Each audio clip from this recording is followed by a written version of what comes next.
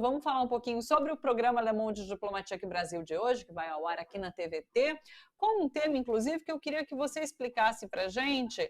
Acabamos não falando tanto sobre isso na semana passada, mas é um assunto super importante, que é o fim das escolas cívico-militares, né, e substituição, inclusive, por escolas em tempo integral. Foi anunciado pelo presidente Lula, isso na semana passada. Eu queria que você falasse, primeiro explica para a gente, né, esse contexto, e depois fala um pouquinho sobre as discussões que vocês vão ter hoje. No governo Jair Bolsonaro, por decreto, não foi por lei, é um ato de administração no Ministério da Educação, foram criadas as escolas cívico-militares. E atualmente, até o momento em que elas não foram desmobilizadas, elas serão desmobilizadas no fim do ano, são 900 militares aposentados que recebem um salário suplementar de R$ 9.000 como gestores dessas escolas.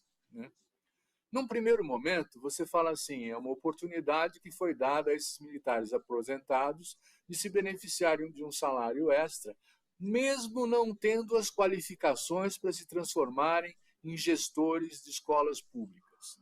Precisa ficar claro isso. É uma ideia de disciplina, de hierarquia. Eles exigem que se corte o cabelo dessa maneira ou daquela, que as meninas tenham as roupas assim ou assado, entende? Quer dizer, que se levantem quando entram as autoridades. Quer dizer, é uma forma de enquadrar a juventude num clima de obediência, de disciplina, de respeito à hierarquia, que é coisa de exército, não é coisa de sociedade.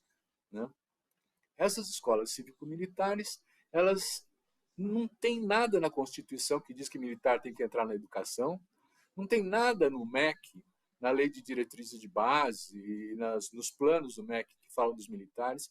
Isso foi uma invenção do governo Jair Bolsonaro, que chegou a ter alguma coisa como... Os dados são controversos, né? Às vezes se fala alguma coisa em torno de 240 escolas, às vezes se fala um pouco mais, até 800 escolas. Mas nós temos 138 mil escolas públicas no Brasil. Então, essas, mesmo que fossem 800, elas são muito poucas. Mas o que preocupa é que essas escolas elas têm também um respaldo, seja na sociedade, seja em governos.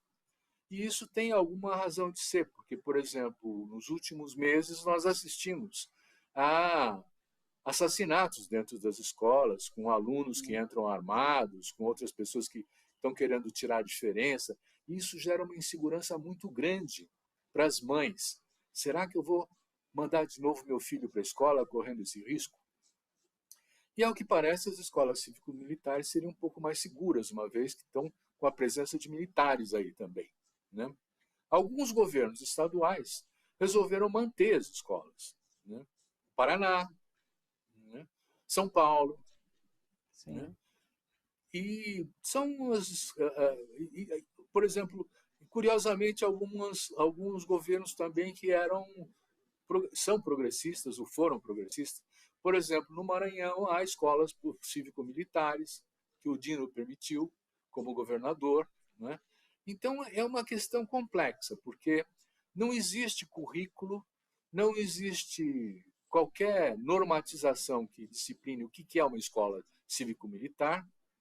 Eles têm que cantar o hino nacional de pé. Quer dizer, tem uma série de rituais. Mas, no fundo, a questão é: vamos ensinar obediência à juventude. E isso é contra todo o método pedagógico de aprendizado. As escolas em tempo integral é uma resposta para isso.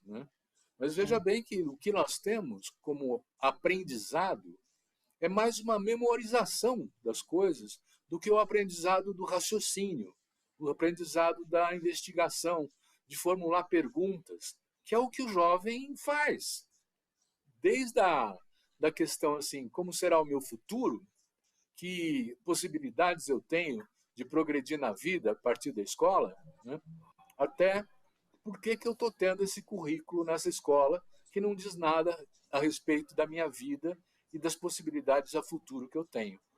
Eu lembraria que em 2011 houve milhares de escolas públicas ocupadas pelos seus alunos, em protesto contra o currículo, contra o fechamento de escolas, né? E discutindo o que seria importante para a juventude aprender nesse Brasil, nessa sociedade que nós vivemos, para poder ter uma vida digna e poder ter um espaço reconhecido na sociedade.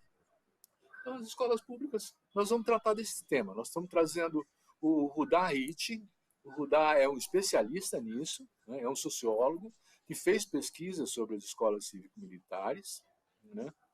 E nós vamos fazer uma reflexão sobre as implicações dessas escolas, se elas vão acabar, como é que é.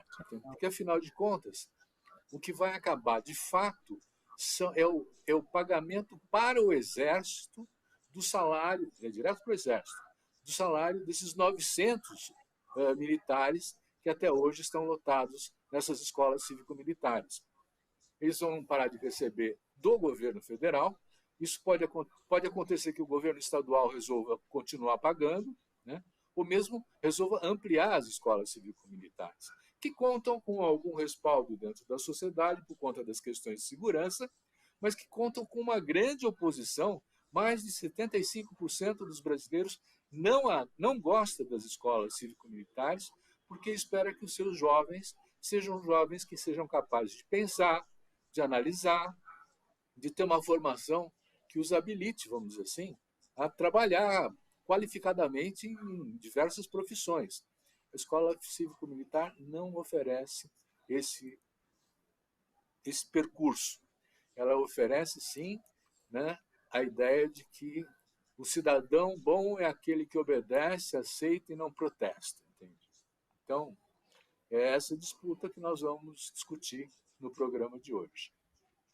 Silvio, sem querer até me estender muito, mas você tem alguma ideia do impacto dessa notícia para o próprio Exército, o significado dessa tomada de decisão pelo governo federal, pelo governo Lula, para o Exército? Porque isso é cortar esse repasse de verba de alguma forma para as Forças Armadas.